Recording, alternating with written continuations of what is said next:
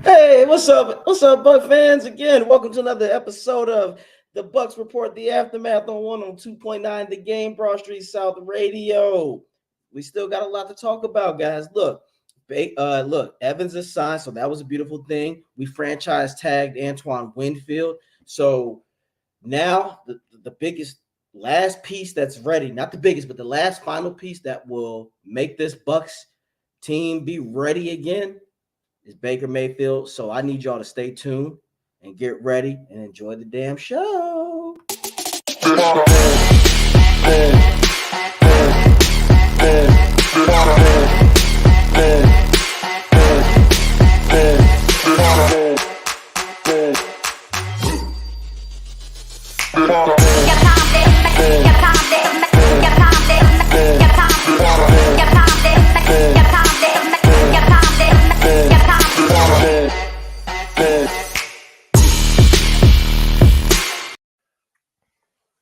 Hey, this is Rick from Bucs Live.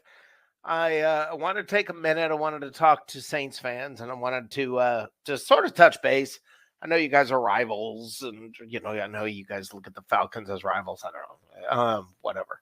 But I wanted to talk to Saints fans just for a second, and I wanted to talk to you from my heart.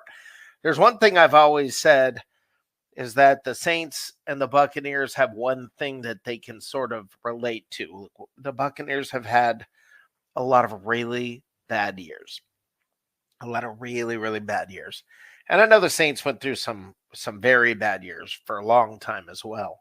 And I wanted to sort of take just a moment to tell Saints fans, I look at what your salary cap is, and I know now there's talk of Marshawn Lattimore being traded or whatever, being off the team, one way or the other.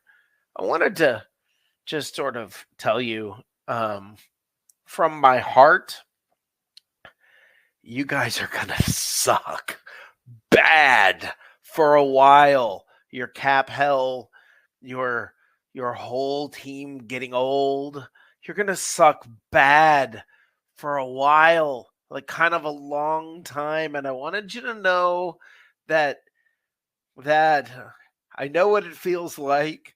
And you're going to feel it for a long time. And just embrace the suck. Understand. And understand it. It's time to embrace the horror. It's time to understand. Welcome.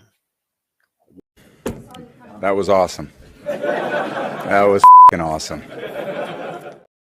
That's right. It is always awesome. Shout out to Rick Hughes from Bucs Live. Please check him out on Bucs Live on Tuesdays at 9 p.m. with his boy Dave. And again, what's up, guys? Again, welcome to Bucs Report, the aftermath on 102.9 Game, Broad Street South Radio. Is one of your hosts, AJ Turn Up in the house. We got my man, Coach Slick, aka the Bridge Guy, who's always fly. He is on standby right now. But that was just a PSA announcement to the Saints fans out here. You are right. Rick is right. Rick, you was right. Saints fans, welcome to the fucking suck. Because y'all about to be, woo, dark ages. Buck fans, I know we can relate. After 07, we went to shit. Saints, you have no direction, just like the Bucs did back in the day. You have no direction. You don't know where you're going. And again, for the Saints who love to say, "Oh, the Bucs are not a rivalry," well, according to Cam Jordan, we live rent free in his head, and we have won the division 3 years straight. Saints players, you've been in the dumps. You can't do shit. You don't have money, so I would just sit back, like Rick said. Welcome to the suck. You guys are going to be bad for a while. You're gonna be ass, and then I'd give you 8 years of ass. You're gonna have 2 years within them 8 years, you're gonna be some shit, and then I'd say within the 9th to 10th year, you'll be mid.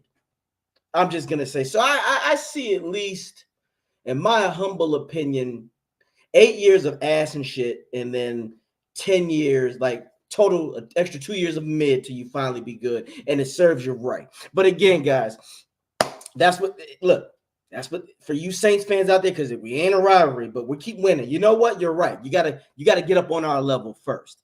And that's what we're going to talk about. The Bucs are leveling up. Now, we already know, great Monday.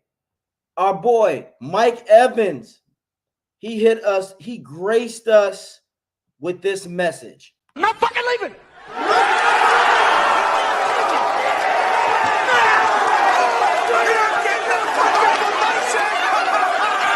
The show goes on. Yep, that was how I felt. Thank you, Mike Evans. Thank you for staying again. Thank you. You have had an illustrious career here. It's only fitting that you stay. You see what I'm saying? It's only fitting that you stay and finish where you started, man. And Jason Light, guys, never doubted him in a second. Never doubted him at all. Jason Light, basically, this is Jason Light in a nutshell. Every time you worry about a player staying on the Bucs, that is Jason Light in a nutshell. That's what he's doing. He's saying, I got y'all covered. I got you. If they're gonna stay, they're gonna stay. He's on top of it. That was the most challenging piece. And now, because of that, things are gonna fall in line. We wanted Evans to stay because that means if Evans stays, that makes other players stay and want to come. Now, let's look at it this way. Antoine Winfield was franchise tagged. Now, Buck fans out there, that's not a bad thing. We just couldn't let the best safety in the damn league of last season go like that. We're going to work out a deal. I'd say it like this. If he's asking for 20 for 3 years, damn it, give it to him because he deserved it. One thing that we can all, as Buck fans, agree is that Antoine Winfield, which is so amazing, after the 2020 draft, he got better and better and better. It hasn't been that many players besides Mike Evans and your Derek Brooks of the world or Warren Saps. It's a handful of people. Antoine Winfield is entering that realm of guys. I'm not going to say that he's at the Rondé S level just yet, but my whole point is that he keeps excelling each season, and that's why I say this. Cheers to you, Antoine Winfield. Cheers to you. You're doing the damn thing. You're a warrior out there. You were the heart and soul of this defense. Hell, you were the heart and soul of the team, if we're going to be real, guys. I know a lot of people are happy about Baker, but we got to give it to Antoine Winfield. And here he is, guys. I told you the British guys always fly on standby. I told you. Cheers. Cheers, mate. How are you today? Feeling good. We're getting a bit more news coming in, so it's always a nice. These projected figures for Baker could be crazy.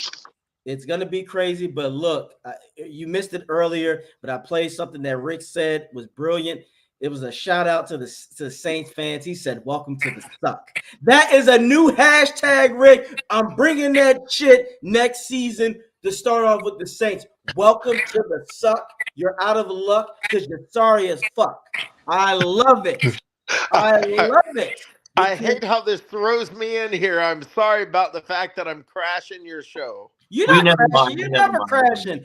Look, you are that friend that's a part of the family. You can come in here anytime you want, and that was a beautiful message you sent to the Saints because. Well, I was feeling it from my heart, you know. I know you was, and you're speaking facts. Now, this is what I said, guys, and you can quote me on this now. I said this, Slick and Rick. I said they're gonna deal with 8 years of being ass and shit, like the Bucs were after the 2007 season when we were in them dark ages. They're gonna be. I give them 8 years of being ass and shit, and then 9. Well, it's already hitting 4.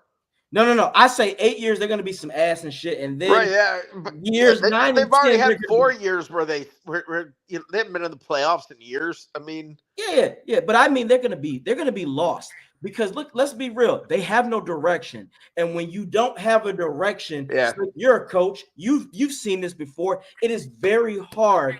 Because now you got to give one person 4 years or 3 years or whatever, and then if they're lost, now you got to find somebody else.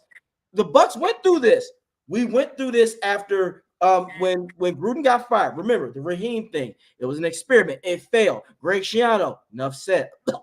I had a drink on that one for a second. God damn. I was drinking a lot during that time. Lovie Smith, I was laughing a lot at that time. Dirk Cutter, I was just annoyed at that time. And now, and that's what the Saints are going to have to go through. They're going to go through there. And here's the thing: their cap held, as Rick says, that's the math man, y'all. That's the numbers man. He's going to tell you guys straight up. Mathematically, they're fucked. And we like this. So that's why I say 8 years, they're going to be some ass. 9 and 10 years coming up, they'll be mid. They'll be mid. And then finally, after trying to work out what they've spent their money on for it to be. I mean, Derek Carr's a start, isn't it? Because, well, again, when you are desperate, being desperate, I tell people, is not always a wise thing, because then when you're desperate, you don't look at things the right way. Rick has said it. We're eventually going to have to we're going to have to pay the piper too eventually, but maybe, hopefully, we get another Super Bowl out of that and playoff run. I don't mind being in cap hell with that kind of legacy. The Saints don't have that luxury. It's like they've had broken heart promises and dreams. It's like the impossible always happens to them, and I love it. I mean, that's just the beautiful thing about it. But again, Rick, I'm glad you said that, because I love how they say Atlanta's the rivalry. You know what? They should be, because you know why? They're on the same level. They ain't on the Bucs level anymore. You know what, Rick? That's a beauty. I love when they say that. You know what? Saints fans, you are right. Cam Jordan, your punk ass is right.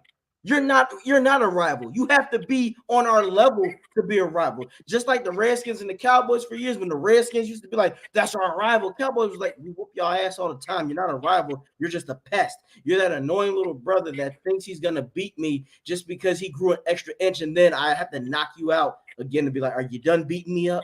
That is literally the Saints with us right now. And they'll say, well, we beat y'all the last game. That shit didn't matter. Rick That's said cute. it. You won a game. No, but Rick, you were absolutely We right. won a division. And Rick, you said it best. No one ever even remembers that. Anything else, it's like, yeah, y'all remember when the Saints beat the Bucs? Yeah. You know, I don't remember that, because last time I checked, they didn't get in the playoffs. They were watching. And the Bucs not only won a game in the playoffs, we whooped that ass. Rick and Slick, it's always beautiful when we play the Eagles in the playoffs.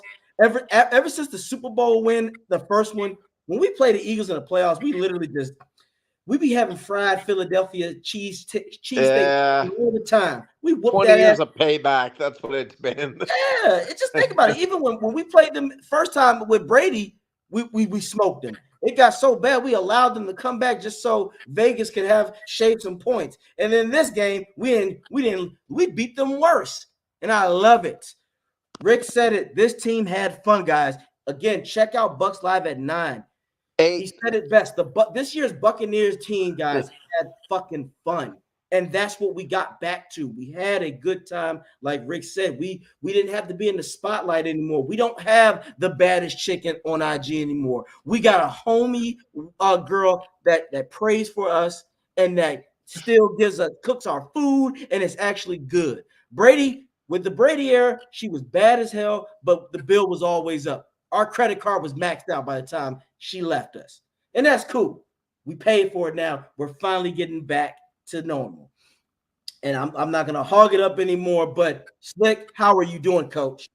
I'm good, man. I mean, we just come out of the camp, so pretty pleased with how things went on camp. It was hammering down with rain. We couldn't use the field. It was puddles in the field, so we had to do everything on a car park. But it was still great to mark. Had the weather conditions and all that. And then we went into the car park, did our special team stuff, and went on to some turf field on the Sunday, and just whooped a team that I had been wanting to destroy for a long time in Hereford. And my personal record at coaching against them is 0-2-1. Ooh. So I finally, and I called all the plays in this. I turned to the DC and said, "Look, I want to call this one." He's like, "All right, you call this one. I'll call the Army game." So we were a game against the British Army as well. Yeah. We called that game. I called that game, and we won 38-7. All right, guys, let's give it up for Coach Slick. And again, guys, if you want to see this, check out It's About Buck and Time and go give Coach Slick an opportunity. And not just about the Bucs, but get him in the States, guys. We would love him. We would be thankful to have a guy like this man in the States as a coach. So watch it, give Coach Slick an opportunity on It's About Buck and Time. His accolades is there. As you see, he beat a team that was giving him trouble. That's what good coaching is about. Adversity and perseverance. And Congratulations, man. That's good. Not only that, they're a division higher than us now. That's all right. You beat that We punched up and we made them look ugly. I mean, it was not even close. It was so embarrassing. Yeah. Look, they ain't ugly anymore. This is what we say in the States down south. They oogly. So start calling them oogly. That's an early 2000s slang, but damn it, bring it back. Say we made y'all oogly. We made you oogly. It might get that bad that they might try and hire me this year. I mean, shit, if they pay you, you know what I'm saying? Look, as much shit as I talk about, like Rick said, if New Orleans calls me and say, look, we got a job for $100K, get your ass over here and you got to talk nothing but nice about the Saints. I will find something nice to say. I'll be like, look, guys, this is a nice place. There are good people here. It's good Christian. The heck of a football team we got here. Exactly. So, guys, you don't think so? You said earlier, Agent, that there's going to be shit for 8 years. I was just talking out of emotion. I didn't mean it. I mean that. Now that I'm here, it's not going to be shit. Exactly. They're going to be the shit. We're going to be contenders. Look. As much as shit as I talk, Rick is right. Rick said, bullshit, your ass gonna bow down and bend the knee. Look, when the check is right, you will bend the knee, as they say. No joke. You gonna bend the knee. That's how it works. Carolina can call me right now. I'd be like, look, we're going 15-1 next season. Pay me the right way. We're going 15-1, baby. I'm just saying, you pay me the right. Look, people can always say, I'm gonna stand on this. You ain't gonna stand on shit when the check clear. When you see what you can do and buy, you be like, oh, wow, I can pay this bill off for another 6 months. Go Panthers. Pound the rock. Ask Gerald McCoy how that works. I do love that he sings up phrases these days. I'm home. You be in New Orleans screaming, I'm home. Oh, God. Look, I'm just going to say this. Big James Canada, he already convinced me. I owe Gerald an apology because he was good. He didn't have anybody to help him be. He was great in a bad situation. So I'm gonna leave Gerald alone. I mean, you know, it is what it is. And that man always support the Bucs. So, you know, and again, I owe him an apology because I wanted him to be Warren Sapp-esque, like energy, but everybody's a different player. He skillfully was good. Hold on. You don't owe him crap. Let me tell you something. I can't remember one Gerald McCoy play in the entire time he was a Tampa Bay Buccaneer. I can't name one. I can name one. There's no memories of Gerald McCoy. What? And I'm not always blaming him. He was on some sucky teams, and I get that. But who? Gerald McCoy. Listen, I'm glad he loves the Bucs. It's great to have him love the Bucs. I think he's a good dude. All of that is nice and fine and wonderful. But sometimes I'd rather have a guy that's not a good dude who plays some badass football. And Gerald McCoy just never did it. Well, I say this. McCoy just didn't. Again, I wanted him to be Sapp, but that's unfair. Sapp is literally, in most people's eyes, if you know the game of football, top 3 defensive tackle of all time. Now, I do remember a game where he did take over. Do you remember the game in 2016 where we played the Seahawks? The last drive, Russell Wilson was trying to drive, and McCoy put him on his ass, and he was disrupting the line. There's some games out there that Gerald was. I don't remember it. Oh, yeah. Oh, I remember that game because we made Russell Wilson look bad, and the score was 14-5. One of the weirdest scores in the history of the NFL. People was like, that shit didn't happen for like 40 years. So, no, Gerald was I guess for me, what made me mad at Gerald is when we played the Steelers on a Monday night game or some shit, and he hit Ben Roethlisberger. And he said, "Are you all right?" I did not like that shit at all. Excuse me, Mister. Excuse me, I'm sorry. Yeah, if anything, I would have made a reference like, "Yeah, I hit harder than that motorcycle road, motherfucker." I would have been mean as shit to Ben. I would have been, but again, guys, as you see, we can always talk about everything, but we'll get on the free agency. We already know Evans was the hardest piece. That is what made that special. With him doing that, it's not a surprise that you hear our one of our beloved players in Levante saying, "I want to come back." He wants to be a Buccaneer, and I can see him doing that. Now, I want to ask Rick this question because this is the mathematician Department of Treasury for the Buccaneers, and I have faith in him. Because look, Rick called it. He said the Bucs would franchise tag Winfield. I was like maybe, but good call, Rick. What do you think is a reasonable deal if you were the Bucs for Levante? What do you think he would accept to come back to this team? You're not gonna like my answer. You're probably not gonna like my answer. Look, I don't. Here's an honest answer. I don't care. I want it to be cap friendly, whatever the deal is. I want that the work your shenanigans, Jason Light and Mike Greenberg. If he comes, this is the one thing I don't worry about. I don't worry about what they're going to do in a situation like this. I don't sit there and I was talking to somebody the other day, Todd from Winter Park, who used to call in when we were taking calls on the show. He spoke to me and he was like, "Well, I think that's too much for Baker." Or something. I forgot what the amount was, and I'm like, "Why? Why do you care? What? It's not your money. Why do you care?" I mean, I don't care if they say we're going to pay Baker $35 million a year, $40 million a year. If they say it's going to be an $80 million 2-year contract, but we're going to spread it over 4 years, and you're going to get a signing bonus that's this big, and it's actually only going to count $5 million against the cap this year, and then there'll be a couple dead years later. Look, man, they know what they're doing, and they know how to make something that. And I don't care what the numbers are, and if it makes like Mike Evans, okay, 2 years, $26 million. Yeah, the only way he sees that, literally, this is not a joke. The only way he sees that amount of money is if they win 2 Super Bowls the next 2 years, because he gets paid per playoff game, and there are things like that built in, and the only way he gets that amount is Look, they know how to do these cap shenanigans. I don't care what Levante's number is. I don't care what Baker's number is. I don't. The numbers can sound gaudy. The numbers can People sound far smarter than scary. us guys are dealing with the cap. Not dealing with the cap. Not fucking average Joe with his kind of beer going. That's too much damn money. And they don't do it. Right.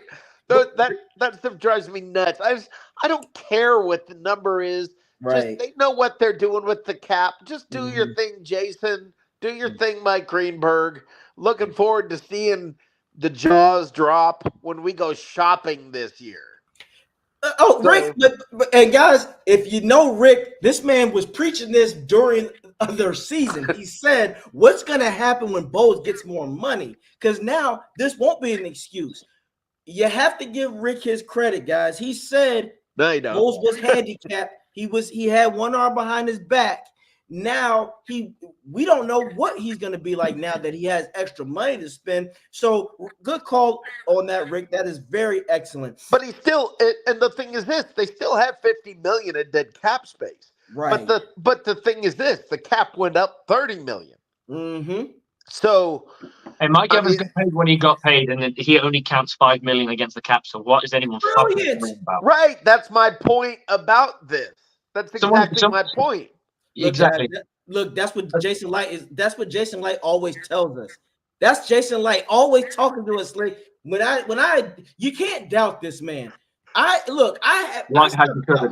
stopped doubting him when he brought back the band after the Super Bowl run. I was like, you know what? Whatever Light and Greenberg, as Rick said, do, I'm gonna listen to them because they know what they're doing. But as you said, Rick and Slick, the average Joes don't know how business works when it comes to these deals. They think, oh, when they get this money, that's not how the way it always works. Just because they say 70, it might not even be that. That person might not touch but 5 to 7 million of that the first year on his contract.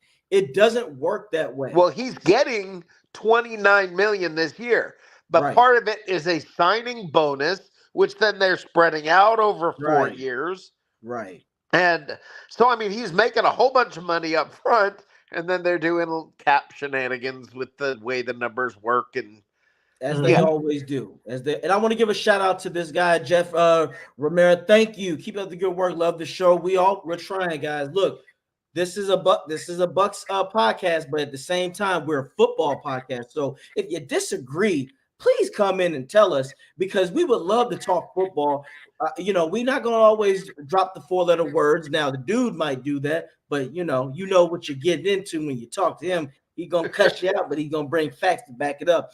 I want to go back to this Mike Evans situation, because Slick, I don't know if you saw this, but I just find it funny that when the Bucs re-signed him, all of a sudden certain teams and commentators like, well, we wouldn't have wanted him anyway. And, that's cool, but get the fuck out of my face. Like Nick Wright the Chiefs wouldn't want him. Are you out of your fucking mind?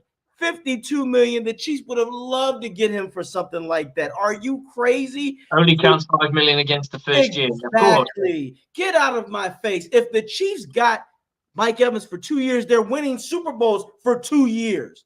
Stop the cap. The Texans probably wanted him too, but the Bucs made their move, because I guarantee you, Jason Light, as Slick has always said, guys, you know what? I don't even want to repeat it. Slick, you say what Light has always talked about when it comes to Mike Evans being his number one. That's his baby. It's a legacy pick, right? That's your gold standard. That's your first ever pick you've ever made. That's your first ever pick as a GM, and your first ever pick as a GM, multiple Super Bowls, potentially. Hall of Fame, future Hall of Famer, will potentially could break an NFL, is breaking NFL records every single year that he gets another 1,000 yards and another 1,000 yards and another 1,000 yards. That is something, when you're old and dusted, you can hang your hat on that shit for sure. Yeah, and when don't you go, be shocked if Light doesn't retire when Evans does. Ooh, that's a nice little soundbite. Ooh, Rick is out here bringing the fire. Okay, that's a good one. But Slick, you are right. That is Light's legacy. You don't let a legacy walk out. A lot of people don't realize that, and I think a lot of anybody outside of the Buck community don't realize Jason Light, that was his first time. Can you imagine, like you would say, Slick, in the bars, talking among your other fellow GMs? I did that shit, guys. I came in here fresh. No one really knew who I was or thought I knew what I was doing. Because a lot of people, I remember this, like in the States, a lot of people thought the Bucs were going to get Odell, or they should go after Odell, or go after anybody else other than Evans. They were like, people were saying Johnny Football made Evans. I'm like, it's the other way around if you know the game of football, but whatever. When they picked Evans and Evans continued to soar, you're right. Light's like, guys, I did that shit. And you know what? He's probably talking to the Giants like, how did Odell work out for you? How did Calvin Benjamin work out for you? How did these guys work out for you? Oh, my guys are, like you said, he is going to the Hall of Fame. So when Nick Wright says that shit, oh, we wouldn't have wanted him. Yes, you did. You wanted him just like the Texans wanted him. And the Bucs knew what they were doing. So I love the fact that Nick Wright can talk for an entire franchise that runs itself. He's probably never set foot in that fucking those war rooms and who they. You think Nick Wright goes into that room and you need this guy, you need that guy, you need that guy, you need that guy? No, you fucking bunk nose fuck. Get the fuck out of here. And that fucking new haircut with the long bit, just cut your hair like a normal man and look like a normal human fucking being. Well, if he would get his nose out of Mahomes' asshole, he'll be fine. That's why his nose is. Yeah, but his nose is firmly up there for one reason and one reason only. I'd love to see if I could find Nick Wright tweets or messages or sound bites of the Chiefs drafting Patrick Mahomes. Me too. Because I know that Shannon Sharp was like, this guy's not that good. There's a lot of people who were thinking that he wasn't going to be that good. And I love what you say, because Rick Slick has said a lot of things, because I agree too. It's like when these guys first came out, everyone wasn't ordained the greatness. A lot of people didn't even know who the fuck Mahomes was unless you are a serious college football follower. No one knew who he was like that. AJ, we talked when was the show? Saturday night, Sunday night, whenever the heck it was. Yeah. Monday. I don't know. Whenever. Yeah. One of the things I brought up is, while we were sitting here saying, okay, yeah, we want Baker Mayfield, and it looks like we knew what we were talking about. Here's the deal: the everybody else went. The people wanted. Carr.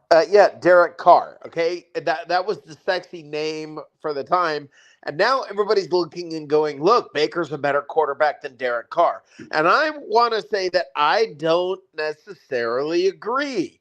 I don't necessarily agree that Baker is a better quarterback than Derek Carr. I want to say Baker went into the right situation. He went into a situation where they built an offense around him. Yeah. They literally built it around him. And I'm going somewhere with this with Mike Evans. But Derek Carr went into a situation and they didn't say, hey, let's build an offense around your talents, Derek. They said, we got a great offense, run it. But with Baker, they said, let's bring in a coordinator with Canales that's going to run the kind of system you'll be comfortable with, run it the way you want to run it.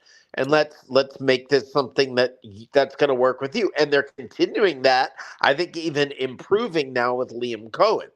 Okay, so listen, if you took Derek Carr and you said, all right, let's bring in the right coordinator who fits Derek Carr, and let's bring in the players around him, Derek Carr would be a lot better than what he looks right now in New Orleans. I'm going to stop you right there, Rick, because Slick, tell him, I ain't going to say school him. Tell him what you always say that Carr had when he was in fucking Vegas. That kind of, in a way. Yeah, okay. So get him. Darren Waller considered one of the better receiving tight ends in the entirety of football. He had himself his bunkmate, his best buddy, his bosom buddy, the man he's always talked about in Devontae Adams. And then they had the leading rusher of the NFL, and he still couldn't fucking do it. Well, he couldn't win the whole thing. He couldn't win the whole thing, but he wasn't a bad quarterback. They benched him in the end. He was surrounded by weapons. Yes, you can run the football. If you can run the football and you have two viable, high-end passing threats, you should be able to eat. Yeah, well, let me finish where I was going with this, because I was bringing this to Mike Evans. Okay? The thing about Mike Evans and the greatness of Mike Evans is that Mike Evans was great with Josh Freeman and what's his name, McCown and Winston, and you mean Mike Glennon? I think he started with McCown, didn't he? I hear where you're going, Rick, but at the same time, we know this. But Rick, I got one for you. Yeah, you said meaningful plays by. If you've been noticed, my eyes have been flitting, and that's because I'm looking at every single sack of Gerald McCoy's career. The Buccaneers win against the Miami Dolphins 19-22 in 2013 because he gets a sack that kills the game.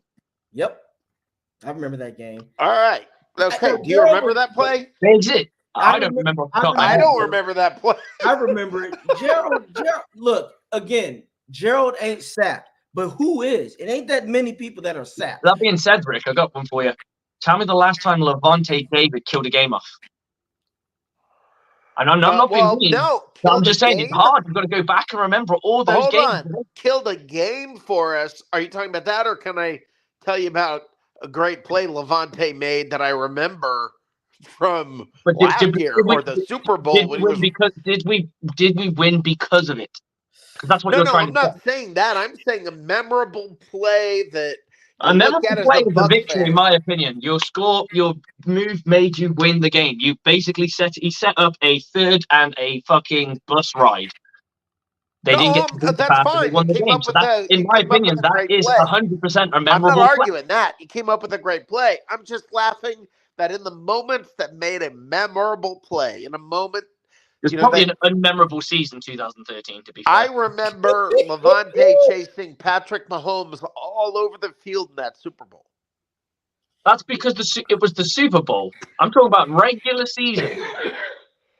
Of course, you Yeah. remember the Super Bowl. I We remember all other remember the play. I fucking can Super Bowl remember. because it's Okay, the you greatest ready? game. You ready? Yeah. I remember sitting in the stadium in Atlanta, Okay. looking down and telling my buddy sitting next to me about this young guy. Hey, man, take a look at this guy and watch what he does. Watch every play. But start now. Just watch him. Don't watch everybody else. And play after play after play. You watch Levante and you end up at the ball. You end up where something critical is happening. Whether even maybe he's rushing the passer, maybe he's pressuring and he's getting rid of the ball too quick. Maybe he's diving across the line and forcing the runner to cut outside straight into the arms of Let's go someone else. somewhere. Play after play after play. I'm sorry. Gerald McCoy, love the guy. Doesn't belong in the Ring of Honor. Love the guy. Glad he's a Bucs fan. Would love to see him around Tampa more often and get. I'm happy, man. I'd love to talk to the guy and have great memories about the Bucs and all that. Just Great, not of him. huh? Just not of him. No, well, Oh, fuck. honestly, he can tell me his memories of when he was with the Bucs I'm because just I saying don't he have has any. made memorable plays that basically pushed the Buccaneers into victory. Not gonna lie. With Levante, I can give y'all two. 2016. This isn't me knocking Levante. No, What I'm I know, saying is I know, I I can know. remember players, especially on the defensive side of the football, Yeah. where they make such a meaningful contribution to the game, Yep. other than being in a game you've either sat in because you were there and you remember everything about it because you were there, Yeah. or it was a memorable game such as a playoff game or a Super Bowl. What In the regular season, they tend to get lost in the dust. We'll always remember, for example, memorable play. Mike Evans' catch against the Atlanta Falcons in the color rush where he catches it and gets drilled with one hand. That's a memorable play. I can never forget that play. But Right. there'll be certain plays. But when you're a defensive lineman, guess what your job is? Hit the fucker. I remember Joe Tryon Stroyinka in his rookie year chasing the quarterback around in the backfield like he's Joe chasing Tryon was butterflies. what Joe Tryon was like fucking 2 years ago. I'm asking you to remember something from 11 years ago. No, but my point is, I remember looking at Joe Tryon Stroyinka and going, "Wow, look at the speed on that guy." I hope this guy could really turn into something. He didn't. Okay, but all right. No, I mean, just think. I can remember when Brent Grimes did a pick six because I was at the game in the 2016 season against the Panthers, against Cam Newton. Trust me, there's Levante has won against the Chargers in 2016 where that changed the game and the momentum. Yeah. And the game against the Eagles in Jameis Winston's rookie season, that pick six that he did iced the game. So I get what Slick is saying, though. It's not that put it this way. People, again, you'll know what Derek Brooks has done far more than a Levante. Then that's just what it is. Again, that's why I think Levante David is a no frills, just get the job done play. Right. But now, in a funny way, though, he is fundamental-esque like Derek Brooks. It's just Derek was just so damn more. I tell people this: Derek Brooks is literally the Tim Duncan of linebackers. Fundamental, get the shit done. But Derek Brooks, what made him special, he can pop you when he wanted to. Well, they played in a different defense too. That's true. That is true. That is very true. But it's just, of course, we know Derek Brooks, guys. Derek Brooks is probably top. You got to put him in the top 10 linebackers of all time. He's in my top 5 personally. But for everybody else, for football, say top 10. Wasn't it him it was him and out of the Buccaneers, it was him and Leroy Salmon who made the all 100 team, right? Yes, there was. Derek was like 95 or something, and I think Leroy was like 97. So yeah, and Derek Brooks got one of the highest praises from arguably the greatest coach of all time, in Belichick. Mm-hmm. Yeah, Belichick was sitting there like, good God, can you imagine what Belichick would have done with Derek Brooks on the Patriots? Well, the thing is this: I don't look at Gerald McCoy's problem. Mm-hmm. The reason he gets criticism is because of his mouth. He said stupid stuff. He said that he thinks he should be in the Ring of Honor. He's the guy who ran around on the field in Carolina saying, I'm home, running around like an airplane. I'm home. One man's trash is another man's treasure. And he's sending those kind of messages back to the Buccaneers and then expecting us to be like, oh, yeah, welcome back. We love you. No, look, man, if he'd kept his mouth shut and just gone and played in Carolina, we would have understood that. Okay, but he talked. I'm just, the way I look at it is, you get disgruntled employees. They want to make a point, and they kind of grow up, they mature, they get over the situation, they realize afterwards that, I was probably being a bit of a dick. Well, okay, great, but then don't expect there not to be the price that you pay for being one. No, and I know where you're going with this, Rick, because in a way, one of our current players is going through that, and that's number 45. Yeah. It's like, just shut the hell up sometimes and do your job, and don't worry about something in the future. That's the problem with guys like Devin White of the world. They're looking. I would say, I would hazard a guess. I would hazard a statement here and say that Gerald McCoy is a better free tech than Devin White will ever be a linebacker. Oh, no doubt. No, Devin White. For his generation, for the time that he served, he was probably a top 3 free tech in the league. I think that's where when people say, "Oh, he wasn't that good," I was like, he was the top. He was in the top 3 of his position probably about 5 years. Yeah, and I would say that too, because there was a time where he outplayed the Geno Atkins of the world. And a lot of people deemed Geno Atkins at the time one of the best tackles of the game. And it was him, Sue, and Aaron Donald, right? Then it was Atkins. They were not the big 4, and where they foul was all depending on sacks and blah blah blah. But stop and think. If Get Live 45 wasn't so much about his brand, if you removed the stupid shenanigans on social media talking about how he looked so good in green, scrubbing all memories of the Buccaneers off of his social media before last year, all of that. If he didn't act like that, and then we ended up saying, okay, he's not working out, go about your business, nobody would feel this way about him. He's the one who did this. Oh no, Devin definitely no. Devin's ego got the best of him, but Slick said it. The simple fact that he can't fucking cover is what gets me. How do you not improve on your coverage skills, my man? You got Levante David right next to you. Slick, do you understand how I'd be talking to Levante all the time? What do you do to be better in this? How can I do this? And Rick, you got a point. Devin's problem is he is in his own way, and the company he keeps probably. It's always that one person that probably tells you when you're the shit, when you gotta be honest, say no, bro, you're playing like some shit. And I agree. Devin's problem is you don't progress. You want money that you haven't earned yet. $100 million. Who the fuck you think you are, Fred Warner? You ain't Fred Warner. And you heard what he's projected to make now, right? $6 million. Yeah. 1 year, $6 million. He wanted $100 million. Oops.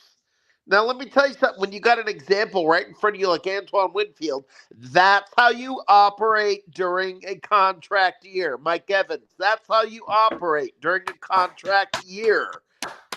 You shut up and you do your – and look, their skills did the talking the entire season. It's not a coincidence that those two guys balled out and Devin White was in the slumps. You know what I think? I think when Devin got that interception against the Jaguars, he thought, oh, well, that's going to buy me another $30 million right there.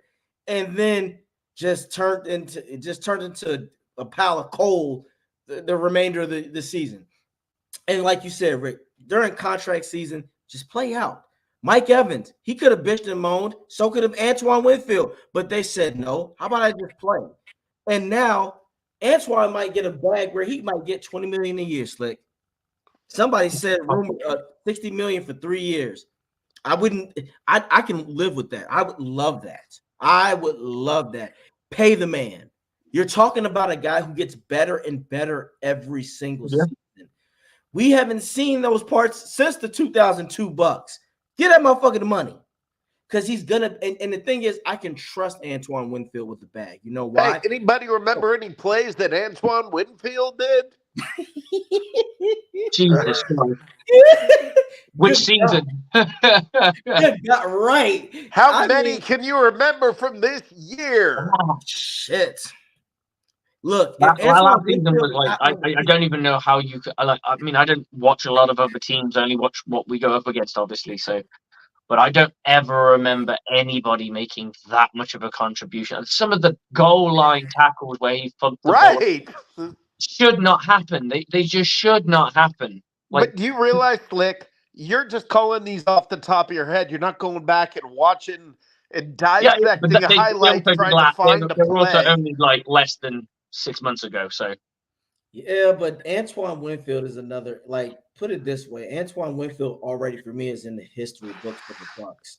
Just the simple fact that 2020, when he stripped Cooks, the tight end, that catapulted him to another level.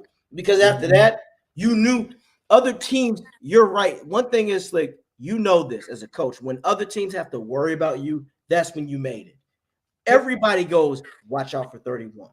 Don't let 31 get you. Watch 31 when he comes up. I'm not going to 31. That guy, Rick, you said it. That's crazy. Winfield has more memorable moments than Gerald McCoy and in Devin one White. year. In 1 year, I'm giving that. I'm definitely right in 1 year. If Antoine Winfield was not on our defense this year, the Bucs don't go to the playoffs. The Bucs will lose at least 3 games because if Antoine Winfield doesn't play on defense. And the game we would have lost against the Panthers, the very last game, we would have lost that game because that would have been a touchdown, and we would have fell into a shithole. By the way, who was running right behind that on that? Was that Jamel Dean? Yes, Jamel Dean, where he who got burned but hustled, and because he hustled, which Devin White doesn't do, because he hustled when the ball got knocked out and was hanging there in the end zone, he was able to recover the ball.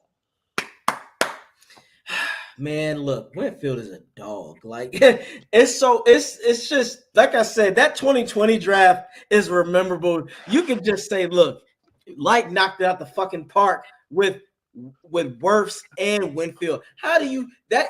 It's giving me 95 vibes. And I know that's still too soon to say it, but damn it, I'm saying it right now. It's giving me that warm 95 Sapp and Brooks feeling. It's like Wirfs and I don't think you're wrong on that. Something special. It feels special. It feels like there's something special going on. It feels like it's something special. And we haven't even looked. Winfield, get your money, man. We believe in you and we know you're gonna do good with it. And again, you trust him with money. I'm not gonna lie, Rick and Slick. If Devin White got $100 million with the Bucs, I'd be fucking worried. Because at that point, these guys don't realize when you get that kind of money, expectations are at a higher level. And I don't think Devin White, the difference between Devin White and Micah Parsons is one plays with the Bucs and one plays with the Cowboys. That's it. They're social media addicts. So when things don't go their way, they bitch and moan about things. And mentally, if you can't handle things, I don't like it. Because at that point, I can say one thing and you'll get ticked off, and that takes you out of the game. Levante David fucking barely says anything during the season, and he gets his thing going. Mike Evans is the same way. That's why Mike Evans and Levante are similar. They mirror each other character-wise and production. They come up when you need them. And you know what? And you know what else is beautiful and why everybody should be just singing Kumbaya and getting along and loving this team. All Buccaneers fans should shut up with the complaining because and just be totally on board. Is think about this. Think about what I'm about to say here. Dave and I talked about this last night. Most of the time, when your quarterback and your top receiver and your top DB and everybody's up for a new contract, the words from the agents are, well, it's time. You got to get paid. It's time to get paid. Players are talking about how I want the bag. Everybody's doing all that. here in Tampa, this is what's so amazing about this organization is everybody's saying, yeah, I want to come back. I want to play for the Bucs. I want to return. I want to Levante. I'm a Buccaneer or I'm retiring. Mike Evans. I want my whole year. I want my whole career to be a Buccaneer. Baker Mayfield. They even catch him on hot mic when he doesn't know he's on a microphone talking to somebody and saying, yeah, I want to go back. I'm going to go back and be a Buccaneer. Everybody wants to go back and play for the team. Nobody's out there playing hardball. Nobody's out there saying, I don't want to play or I'm going to leave. Nobody's out there doing the Mike Evans didn't test free agency and then sign this deal. No, he didn't want to do that. Instead, he signed it early. And I mean, this is amazing. And people I just do not think fans appreciate what the heck is happening. And part of this, to be honest, is the Glazers, but part of it is Jason Light, and part of it is Mike Greenberg. But let me tell you something. And this you guys know I've been critical of him, but a lot of this is Tom Brady changing the culture. Yeah. The whole organization, making the organization from the top down, from the receptionist at the front desk at the corporate office, yes, to the people sweeping around the stadium. Everybody had to be excellent when Tom Brady was there, and that still permeates the organization. Oh, I'll go even further, Rick. You're right, but also Tom Brady gave them the big picture. Just think about it. When we were under the Cutter regime, everybody, like you said, get yours, get mine. You had assholes like Deshaun Jackson getting on TMZ saying, well, I want this quarterback instead. You just said it. There was no unity. Right. No unity. And that, to me, that's why Cutter had to go. Because Cutter to me was just a light-skinned Raheem Morris. You have no control of the team, and everybody is just is going another way. Tom basically had the mindset of, guys, stop worrying about the bag. The bag will be there if you do your fucking job. First of all, Tom said it best. Probably like you got to be around in production and be producing in order to get the bag. You just said it, Rick. This team is at a Buck fans. I'm telling you what Rick is saying. This is a team we haven't seen nothing like this in a very long time. Not since the Dungy era. Might be even better than that. You got a team now that everybody wants to be here, but Rick said it, they're having fun. When a team has fun, that's dangerous because now I want to play more for you. Tristan Wirfs loves Baker. You don't think that Tristan Wirfs ain't going to look? The Baker deal is getting done, guys. Don't worry about that. That is going to get there. It's just when the time is right. Amen. Don't worry about what these other rumors. That's what rumors are about. A rumor is a rumor. And agents are going to say what they want to say so their players can get money. Because you know why? When their players get money, agents get money. What the hell? Oh, it's also the other teams trying to drive up his price. Exactly. The other teams are trying. And look, those other teams might legitimately want them, but that doesn't mean shit. Baker knows. I'm not going to Atlanta. Nah. I got Evans, an elite receiver. I got Chris Godwin. I got Cade Otton, who I'm in love with because he's the reason why I lost the playoff in Detroit because I'm trying to force feed him the fucking ball. And you got a guy in Trey Palmer with a 4.3 speed. Your defense is going to get better. Bowles is going to be more mature. Jason Light, enough said. Bucs are in great position. I say this again, Rick, because Nick tried to say something. Nick Wright tried to say, well, it ain't like the Bucs will win a Super Bowl. You don't know that.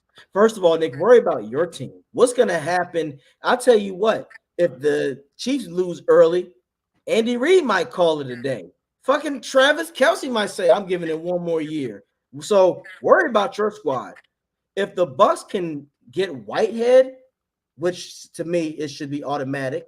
I don't know that that's going to happen, but hey, I'm just saying if they get Whitehead for a good deal, and then like I said, he's got to want to come back. We get a Chase Young. Yeah, I think he's going to want to come back. he's gonna want to come back with I this know shit. I hope he wants to. And look, If my memory serves, when he went to the Jets, he did say that they didn't even speak to him about a deal when they let him go. Right. This is my point. He might be like, nah, you're all right. Just because he was good for us and he was great for us. I mean, those arms were just insane to see when he just fucking smashed things apart. But he was very miffed at the fact that they didn't even speak to him about renewing his Right. That's my point. I don't know if he's going to want to come back. Rarely do players Rick, come back. After the bullshit we saw with Ryan, I don't know where I'm ever going in coverage, Neil. I guarantee you they're gonna be like, hey, we fucked up. Whitehead, come back. Come back. Come back. I don't ever want to see Neil in a Buccaneer uniform ever again. Matter of fact, I don't even want to see him in Tampa. Don't taint our look. No, he'll fuck around and make traffic go the opposite way. That's how bad Neil was for us. My God. The best thing he ever did was when he went to linebacker, and that was it. And that was it. And that was like 2 seconds. And even then, all you had to do was one great game, and then right. So Whitehead comes back. The Bucs get an average center. And we get a bruising back to complement Rachaad White. It's not out of the question that this Bucs team can't be a contender because the NFC is still going to be up in the air because, Slick, there are no elite quarterbacks in the NFC. All the elite quarterbacks are in the AFC. So you know what Dak Prescott going to give you. I love saying that shit. The Green Bay Packers are still developing. Detroit is 50-50. Eagles, they're going through an identity crisis. So that might be something else. Daniel Jones is still the quarterback for the Giants. Desmond Ritter might be a cool guy to get hold of. Desmond Ritter, the 40-year-old baby virgin. Yeah. Yes. That guy again. The Panthers. Good God. They don't know. They went ass backwards. Dave Canales is like, look, I need all my cash up front right now. Give me my shit right now. I know you said 3 years. Nah, I need it all right now because they are going backwards. 6 years.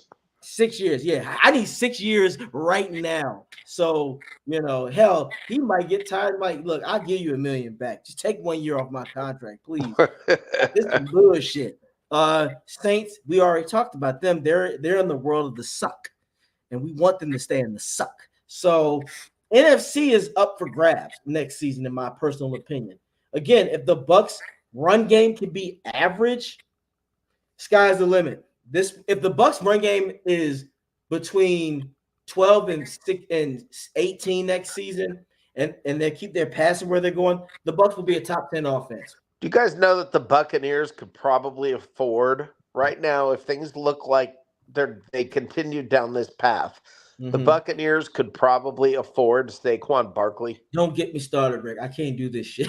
I can't do this. If Saquon brings his ass to Tampa, I might make a TikTok where I'm doing a cartwheel, and then I'm gonna take a shot right after that, or I might take a shot during the cartwheel. If Saquon brings his ass to Tampa Bay, like you said, Mike Evans, Godwin, and Saquon, and then Tristan Wirfs is blocking for him. Shit, Saquon ain't gonna thank us. I want to Xavier McKinney at safety. Ooh. Well, I want to point something out that people are not paying any attention to, and I think this is a big deal. The Buccaneers cut Shaq Barrett, correct? Mm-hmm. Yep. There's another guy everybody's saying they're going to cut, who's under contract this year that they have not cut, and you got to ask yourself why. Russell Gage. Russell Gage. So I got a theory. And this makes a lot of sense. Right now, they're negotiating with Russell Gage, saying, you're not going to get anything anywhere. How about you come back? We'll take that $10 million that you're owed this year. We'll turn it into $15 million, but it'll be a 2-year contract, but we'll spread it over 3 or 4 years. Mm-hmm. When it comes to the cap. We'll add a couple of dead cap years right at the end. I can see that. All of a sudden, You have Russell Gage again as a shot, but now it's only costing you $2-3 million for the year. Let's face it, the only bad thing about Russell Gage was he just got injured. Right. He's a So good now you football keep player. him on there for $2 or $3 million to take a shot. Who knows? They know, but believe me, they know better than we do what kind of shape he's in. They haven't cut him. That's true. And you never know. The only thing that kept him from being good, like you Slick just said, is injury. What if he could be the complement receiver to the Trey Palmer and he could be productive? Let's say if he's 50 Put to it this 60. way, you wouldn't see much of Trey Palmer if Russell Gage was healthy last year. Mm-hmm. You wouldn't have seen him. He'd have come in on token plays, right? That's just what would the landscape. Now, how the Buccaneers would play in that, we don't know. That's a complete enigma, and I'm not going to try and guess. However, having both of them and not having to use Russell Gage so much may, in fact, just give you a little bit. And they're both quite route savvy. Chris Godwin, he's more, I'd say Russell Gage is quite Chris Godwin-esque. I think you can flex him out wide, but I think he does more damage in the slot. Yes. And then you've got a speedster going. It makes going into trips, it makes going into empty a lot more interesting prospect because you could put all four of those guys on all four of those guys on the field and a tight end, and we know which tight end you like. So right. So chances are, if they keep him on the roster, and they may cut him tomorrow, I don't know, but if they keep him on the roster and they do some, they're probably gonna say, "Hey, man, you want to make a little more money? Let's spread it out." Don't be shocked. I mean, listen, chances are he's not going to be some great player for the Buccaneers, but I could see that guy catching a key pass or two this year. He'll get like 500. I would put him in the 500 yards, 4 to 6 touchdowns area. Yep, I agree. Where he's supposed to be. But that's good enough for us, though. If anything, like you said, while Russell can be, because he's a veteran, his experience, his presence can help Trey Palmer get better. Because this will be a big year coming up for Trey Palmer as well. I wouldn't be surprised if Russell Gage stays. And if 500 yards and 6 touchdowns, that's damn good. That would be damn good. You'd get your tight end to do something in the same kind of ballpark, maybe 600, maybe 6 touchdowns for 600 yards. You get Mike Evans for his 1K plus, let's say 10 plus. Then you get somebody like Chris Godwin and up him to about a K, and then about 7 to 8 touchdowns, and then Trey Palmer 400 yards to about 3 to 4 touchdowns. All of a sudden, that's a lot of touchdowns you're adding up, and then not to mention the ones that you're going to get out of the pass. The other, like the guys who will have a random pass touchdowns, which you could probably put down to about 3 to 4. That's a lot of touchdowns I just talked about. Coke Heath, I believe, is gone this year, if I remember right. I think no, he was drafted the same year as tight end number 1. I can't remember his name. Kate Otten. They were both drafted the same year. Okay. Either way, like you said, the presence of Russell Gage, that's an extra 5 touchdowns for Baker when he comes back. Baker, instead of 28 touchdowns or whatever, can be at 33, 34, 35.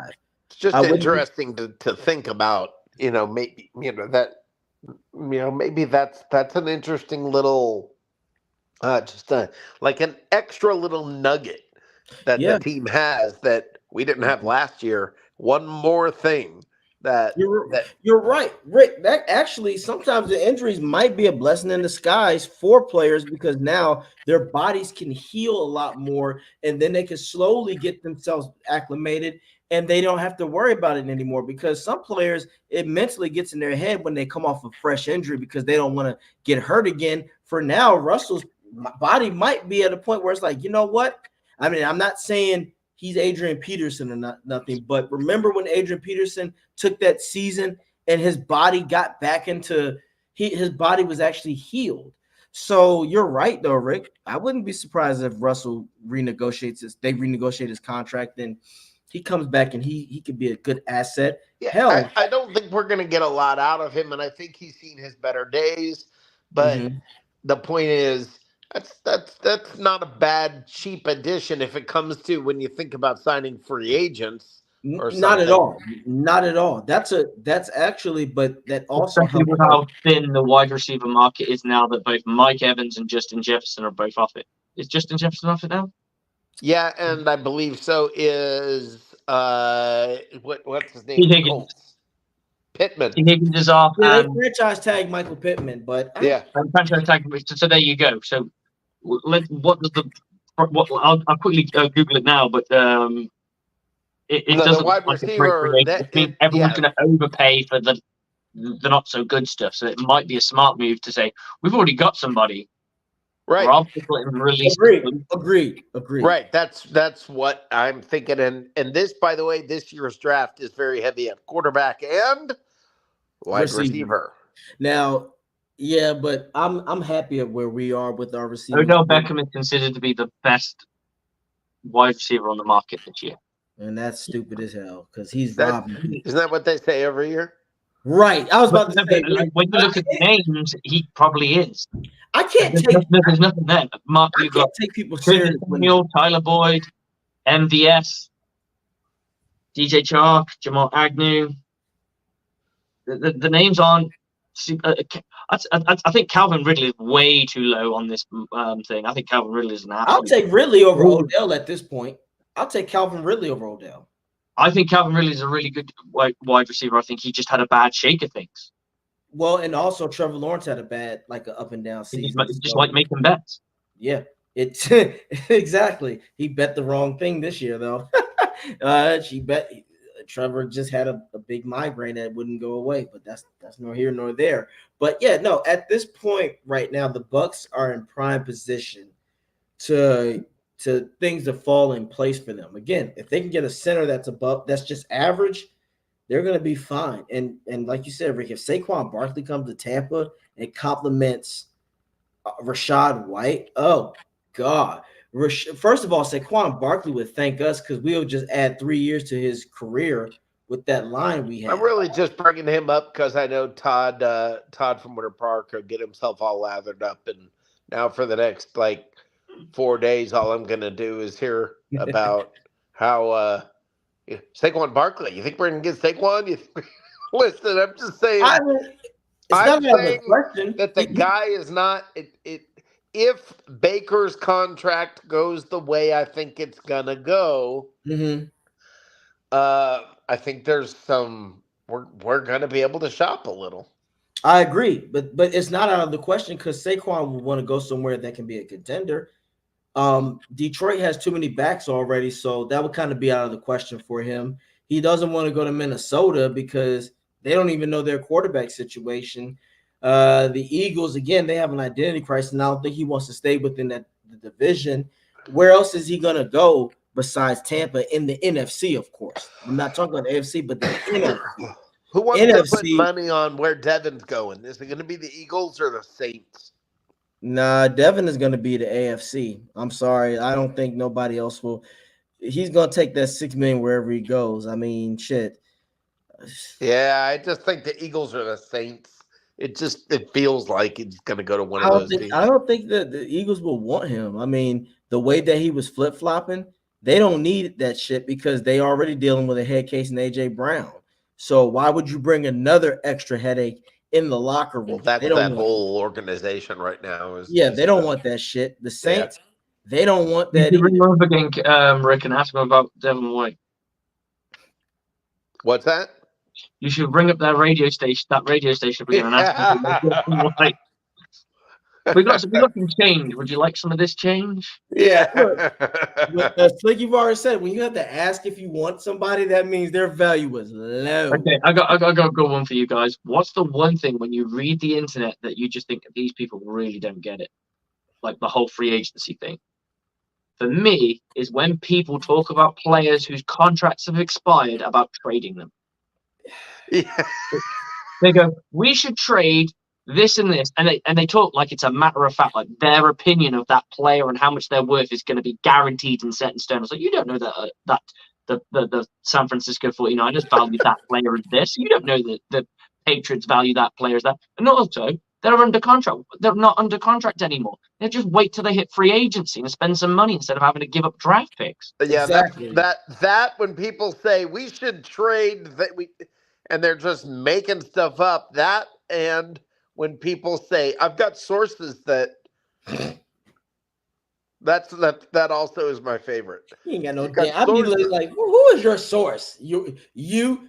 When people say I have sources, it's like that's your opinion. Your There's alter sources ego. so that they, maybe they are a follower of Greg Ullman or Rick Stroud on Twitter, and they read it there, and then they repost it. I have sources. Yeah, all right. Yeah, I got sources. All right. Well, it's the same thing as this indication. Like, as far as, and one of the things I saw with the whole Mike Evans thing. So I went as soon as I found out. Obviously, I'm surfing the internet, looking around, Facebook or what have you, and this one fan in Pornhub, the big, that too. That's usually late at night. No free shout though. And I'm looking in Facebook, and it's the NFL's like Mike Evans is re-signed for 2 years, blah blah blah. So I look into the comments, and this one person's going, "Well, he's completely backtracked on what he said he was going to do, and I think it's disgusting." And I was like, "Whoa, hang on, what?" And it was this Chiefs fan who's obviously, and I said, "You're just disgruntled because he's not coming to you." Yeah, but he did say he wanted to play for a contender that's going to get him a ring with a viable quarterback. And I went, "Okay, like I'm gonna jump on the bandwagon with you. You do realize he never said shit." I went, "What? He didn't say nothing. It's what his agent has said." You know his agent's job is to sit there with a fucking tin and go ding ding ding ding ding ding ding ding. Everybody come and get my player. Ding ding. Come and get my player.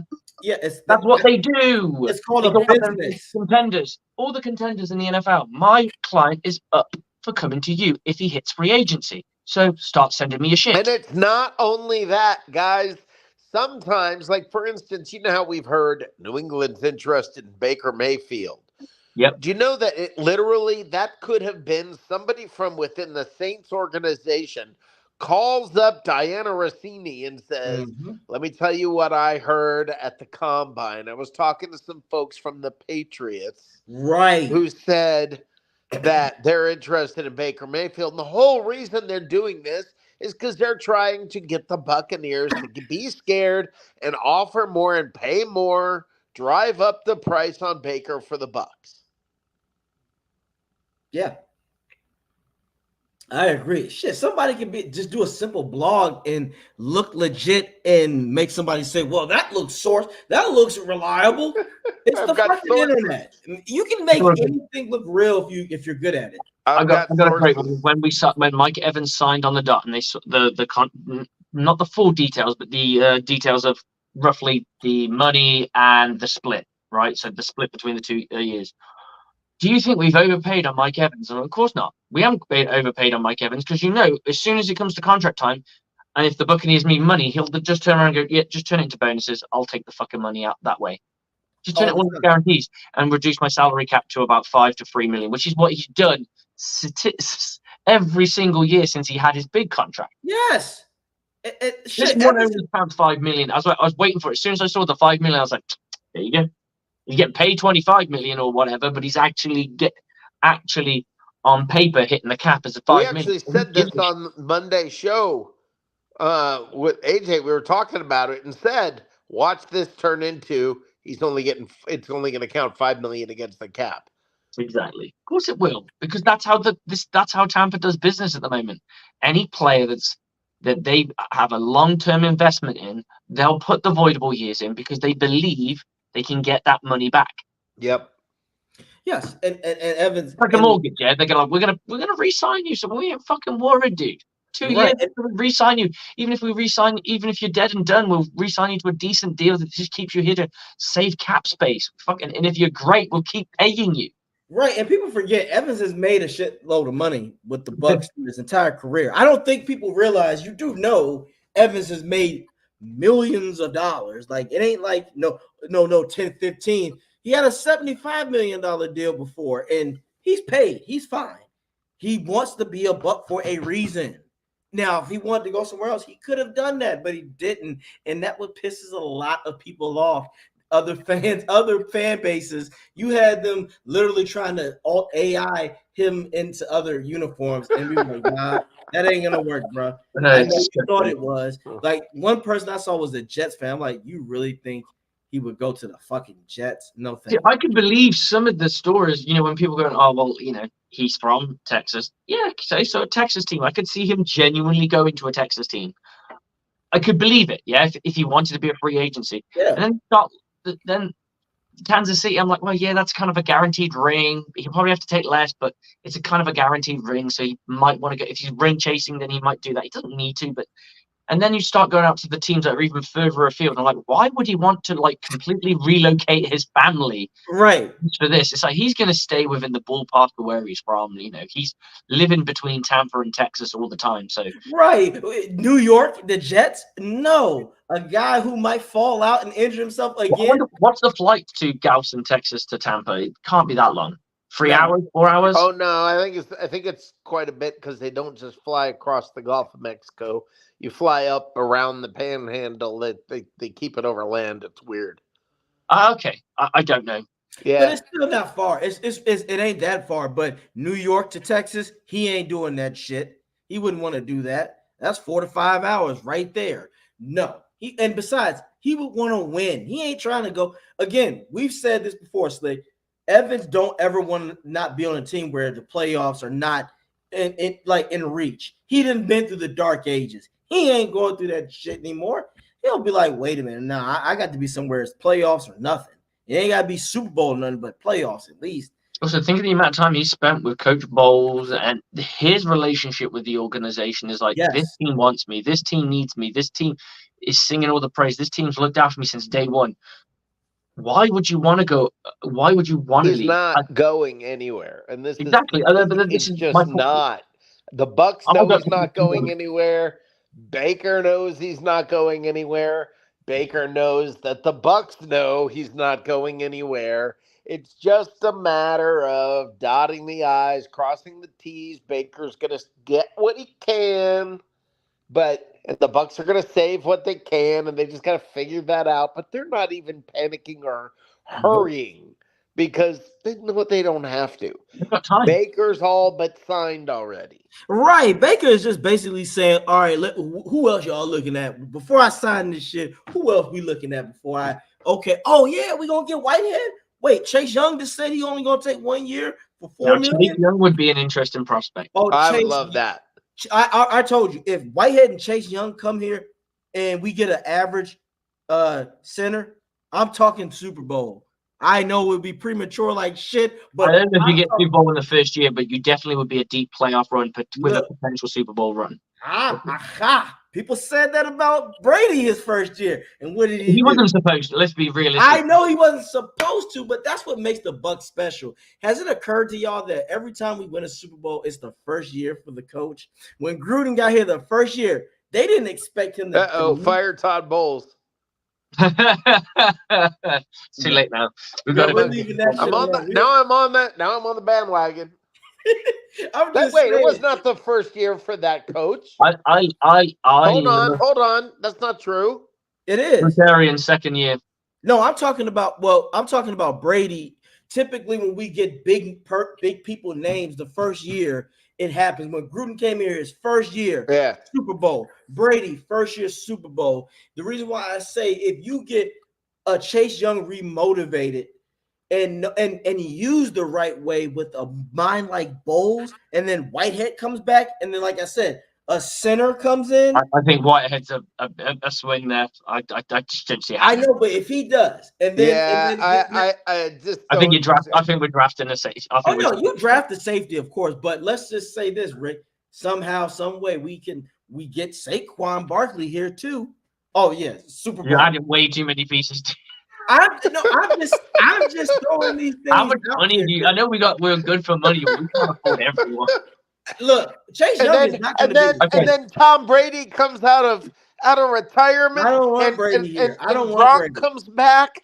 I don't want Brady. If Gronk came back, Marpet comes back. Yeah, and AB apologizes. No, I don't want. Now, don't get if Marpet came I'm back. just saying, you got to be realistic in If your Marpet expectations. came back, all these men on this, we would cry right now. I would say Chase Young. You got to pick. I think the Buccaneers will sign one big name free agent. Chase Or Young. they'll- He's and cheap though. I don't think you can. Chase Young ain't gonna be in a position to ask for so much money. First of all, you damn near didn't play a Super Bowl with the Super Bowl contending team. He can't go around saying, "Oh, I want 15, 20 million." He can't pull a Devin White. I agree with you. He only got 2.5 sacks last. White will work that magic and say, "Look, I'm gonna give you 6 to 7 million. Give him that. Give him the Shaq deal, the first ever Shaq deal. Yeah. Now, and here's the thing: what if Chase Young pans out? He's only like 26, 27. What if he pans out to be a Shaq-esque kind of guy? Now you don't have to worry. You can worry about that later on down the line. And now you got a solidified pass rush because Yaya's only going to get better. Cansey's only going to get better, and whoever else we draft will get. Because I believe in Bowles and Light. It's not out of the question. Now, I'm not saying the Bucs are going to be a Super Bowl. No, I'm saying, but I mean, the ceiling will be much higher. Like I would say, I wouldn't expect anything less than an NFC division, a title with if everything goes the way that I expect, minus Saquon, of course. But what I mean is, the Bucs are in good shape. I think a lot of people want to say, "Oh, you're missing so many pieces," when we're not. The biggest issue for the Bucs in reality was a pass rush, because Bowles, with his mindset, he made up for it with the blitzes and schemes, but eventually it caught up to us because we didn't have a consistent pass rush. If we get another consistent pass rusher, the Bucs defense will be back to the 2020 and 2021 glory days. Just my opinion. Okay. I'm not quite I there. go down the route of chasing someone like Kareem Hunt for a running back because he's going to be much cheaper and you'll be able to bring other pieces in. I agree with that. I just want a north and south runner. You could draft the north and south runner in the 4th or 5th fucking round for all I care. The Bucs, when it comes to that, you just need a guy that is going to complement Rachaad White.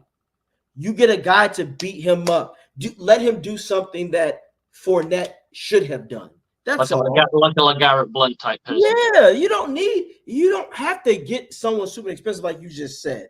I want a bruiser. That's all you need. Get someone that, hey, when it's 3rd and 3 or 2nd and 8, your job is to get no less than 3 yards. What if we put Vita Vea back there? So yeah, that's my opinion, and I'm sticking by that. But oh shit, yeah. Well, I gotta get myself out of here. But I want to ask y'all this, and I'm gonna excuse myself. But you guys, I gotta go too. Yes. Yeah, so same. I want to ask you this first, Rick, and then I'll ask you, Slick. But Rick, in your humble opinion, when do you expect the Bucs to announce that Baker signed back with the Bucs? Probably tomorrow, maybe the next day. Ooh, okay. Slick. Yeah, I think I'm in the same ballpark. I wouldn't be surprised if they dropped it Friday evening. Friday's too much of a slow. You don't do news gets lost. You always try to get bad news out on Friday. I guess so, but I'm just thinking like freshening up the weekend. Yeah. Okay. I'm just going with what I would do personally. All right, my man. I don't know nothing about these things. Hey, you know enough, man. You're a coach and you got to win. But again, yeah, but I don't know nothing about no free agency and when the best time to release media information. It could also be a last minute day before free agency starts thing. Oh yes, I definitely think that could be you mean for dramatic effect? Yeah. Yeah, everyone's gearing up. It looks Baker Mayfield's set to hit free agency. No, he's not. Right. Yep. The dramatic effect. Oh yeah, he's gonna hit this, and then You got all these fans going, "Oh, Baker Mayfield, he had that season with Tampa. We could get hold of him." Fire Jason Light. All those guys come back. No, and then Baker comes out with the Bucs cap backwards like this and go. Everyone that gets re-signed needs to put up the thing that I'm not fucking leaving. I need that. Yeah. I'm not fucking leaving. The simple fact that Mike Evans did that, if I see him on the street, he will have to accept a drink. I will not take no for an answer. I'll be like, look, Mike Evans, get your ass in the bar. The drink is on me. I'm paying for it anyway. So Somehow, some way, I'm paying for this. So here, man, I'm just gonna give this to you up front. Take this shot because when he said I'm not fucking leaving, he put that shit up there. I'm like, that was awesome. Mike Evans is for the people, and we love AJ it. cried. Come on, he cried. You know I it's fucking true. cried. I You know it's did true. 100 push-ups. My heart did get a little heavy. I will be honest. I did 100 push-ups in 30 I've taken out seconds. the rubbish when I was reading it as well. I was like, I was like, oh no. When I saw his Instagram post, I was like, oh shit. Look, he made a grown man hit a Prince note. The beautiful ones they heard. I was like, oh shit. and then they're not fucking leaving. I was like, yes. I put that in my group. I put that in one of my group chats. I went, I told you he's not fucking leaving. Yes. Oh yeah. No, I was talking shit to people. They was like, one of my buddies, he was like, yo, man, he gonna go to the Chiefs. I'm like, yeah, Chief on this. Yeah. We are the only line of defense to stop the evil empire, and that's the Chiefs. The Bucs are the only hope because look, Brady is somewhere right now. That is where Yoda. They're on their three-peat. How amazing would that be if we went back to the Super Bowl against the Chiefs and beat them again? Beat them again. The Buccaneers would literally be like the Giants are to Brady. Yes, that's my point. Look, guys, Brady is Yoda right now. He's like, you will get back and win. And we got to stop the evil fucking Sith. We got to stop this evil ass Sith known as the Chiefs. And we got to stop these bastards because the Taylor Swift crew is now, they are. Oh God, and she might play the Super Bowl. Of rumors coming out that they're trying to get, the NFL's trying to sign her to do the Super Bowl. That would be so perfect if the Bucs and the Chiefs get back. No, but then if you lose, the conspiracy theories will go fucking. That's fucking beautiful. That will be fine because you know what? I would just be like, hey, look, Donovan Smith was leading the league in sacks, and then when he got to the Chiefs, he didn't. That's for everybody who hates Taylor Swift. Be grateful for that $30 million jump in the salary cap. That woman brought a lot of money into the NFL. Yeah, whatever. I got no problem with her. That's a whole nother point. But on that note, fellas, can you show me on the doll where she touched you? Fucking right here. Show, mentality. You guys show on the doll where you wish she did. I'll get out of here. You guys be easy, but as always, go Bucs and take care of yourself. And like my shirt says, respect the process, guys. Good night. Y'all take care. Look after yourself. Rick, it's always a pleasure, never a chore. I hadn't caught up with you in a while, so it's always nice to have chop it up with you. And yeah, I need to try and come on your show at some point. Absolutely, 8:00 on Tuesdays on every other Tuesday. Season now, so I'm literally knee deep in tape. Yep. But I will try and make something happen at some point. We'll definitely. Sounds great, brother. Catch you soon. Have a good one. Bye. See you, man. Okay, guys, that's the end of the show. Thank you for everyone who jumped in. 48 people right now. Jesus, you all crazy. We're shutting up. We're shutting up shop. Mike Evans is back. We're hoping Baker's next. We've got the boy. There's Antoine Winfield Jr. has been tagged, and hopefully a little bit of Levante David comes back, and then Buccaneers can start setting their sights on whatever money they got left to try and go and get somebody else. Now, here's the question, Bucs fans: do you think Russell Gage should return and reduce his contract, or take a reduced contract and rework his contract, or do you think the Buccaneers should just shed everything of him and move on? Who are the free agents that you're zeroing on? Should the Buccaneers actually go after some of these guys? Is Levante David worth it? I'm not even going to go there. He's completely worth every single damn penny you got. Someone said $6 million from Levante David. I'm just, yeah, go for it. Done. Baker Mayfield, conversations is $40 million. Other conversations saying he's 20. The Buccaneers want to pay him $25 million, and I think it'll be somewhere in between, personally. But hopefully the Buccaneers get that deal done, because at the end of the day, it's just one less draft pick. One less draft pick, you can get that center, you can get that safety to complement, and now you're cooking with gas. Because I think the Buccaneers are only a couple of pieces away from being a real contender. I'm not saying they're going to win a Super Bowl, but I'm saying being really knocking on that door. And I think shoring up that run, and having a bit more of another safety that you can truly rely on would pay dividends in that situation. As for the skill-based players, I'm not too crazy on it. A running back would be nice. You'd probably pick one up in a solid one in free agency for less than $2 million. So I'd probably go down that route rather than draft anybody. You could go draft somebody. Corners, and people don't seem to like Colton Davis III. I don't have a problem with him. I just wish hands would just stick to the balls would just stick to his hands rather than just bounce off. But here we go. He's proven time and time again that he can play. I don't think people really respect or understand the cornerback position, as it is incredibly difficult. It's probably I'd say in defense, it's probably the most difficult position. To be able to run backwards, read the person who's running forwards, who has all forward momentum, and change your body to align and stay with him without grabbing onto him and him not catching the ball when these guys have got amazing hands is a real task. I think people think you could put anybody there. It was proven in our playoff game against the Lions that we put our third choice cornerback in Zion McCullum, and he didn't do it. And that's my point.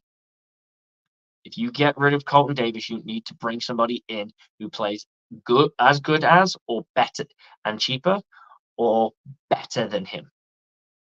And you know that he's better than he can play in this scheme. That's the difference. It's Jimmys and Joes, not always the X's and O's. And on that note, Bucs fans, Bucs on me, Bucs on free. 1, 2, 3, go Bucs!